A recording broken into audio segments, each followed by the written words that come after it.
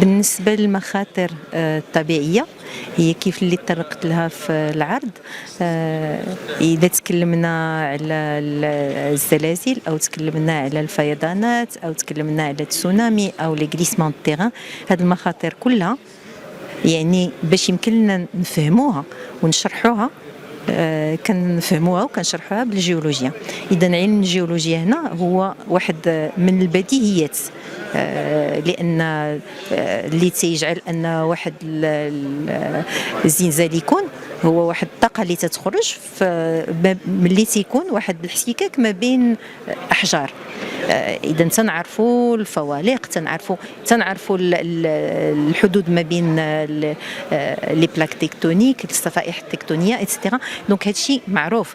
بالنسبة للفيضانات، الناس اللي تيخدموا على لي زيدروجيولوج اللي تيخدموا على الماء، الجيولوجيين اللي تيخدموا على الماء تيعرفوا منين تيجي الماء، كيفاش تيخرج، شنو هو الواد، شنو هي لو ريسك باش في كل 10 سنين حتى لا يمكن له يفيض حتى 100 عام. اذا هادشي من الاختصاص ديال الجيولوجيين.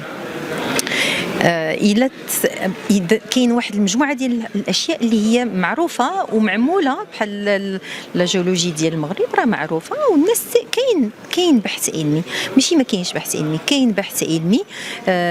كاين بحث علمي اللي تيعطي نتائج. المشكل اللي كاين هو ان هذا البحث العلمي يمكن نسبيا منغلق على نفسه وما تيخرج للعموم. باش يمكن لنا نخرجوا هذا البحث للعموم تيخصنا نبسطوه. باش نبسطوه، هذا العمل اللي حنا بدينا تنقوموا فيه في مؤسسة الطريق هذه السنوات الأخيرة، أننا نحاولوا نفهموا الناشئة، الأطفال والعموم ظواهر اللي هي يمكن تتبان صعيبة باش تشرح، ولكن حنا نحاولوا أننا نبسطوها باش يمكن لها تكون مفهومة من العموم. وهذا تنظن أنه واحد من المسؤوليات ديالنا كباحثين مغاربة في جامعة مغربية. عندنا مسؤولية أننا نتقاسموا المعارف. علاش؟ وخصوصا في هذا الظرف هذا، خصوصا في هذا الظرف ديال الكوارث الطبيعية، لأن ما كاينش شي واحد اللي يمكن له يتكلم عليها أحسن منا. أنتم يمكن غتكونوا تبعتوا في مواقع التواصل الاجتماعي شحال ديال الشائعات ديال الاشياء اللي تتروج، والناس ما مستعدينش دونك تيستقبلوها كيف اللي هي، لان ما عندهمش استعداد. حنا عندنا تنعاود نقولها مسؤوليه باننا يعني نديروا تحسيس ونديروا واحد، نحاولوا اننا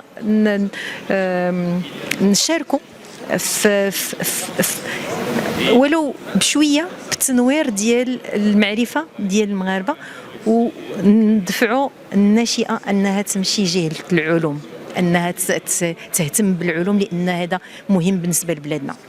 السؤال وجيه، ولكن ما عرفتش مش من ناحيه خصو يتخذ. واش الفاعل السياسي هو اللي خصو ياخذ المعلومه، او لا المجتمع العلمي هو اللي يعطي المعلومه؟ المجتمع العلمي يمكن له يعطي المعلومه للعموم، عنده هذه المسؤوليه، وعنده مسؤوليه في العموم. راه كاين الفاعل السياسي، لان هذا الفاعل السياسي لا بغى ياخذ المعلومه الصحيحه وياخذ القرار على اساس هذه المعلومه الصحيحه، عنده الخبراء اللي هما عندهم البحث العلمي اللي يمكن لهم يساعدوه.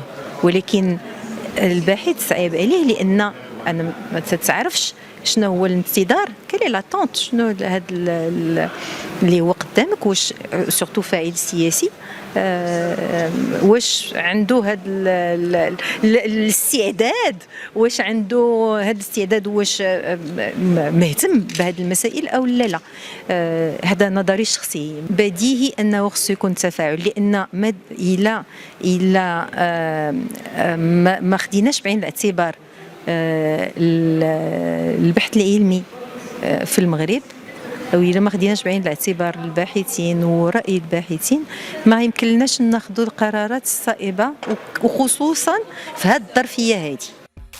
وما تنسوش تابوناو معنا في لاشين وتتابعونا على مواقع التواصل الاجتماعي.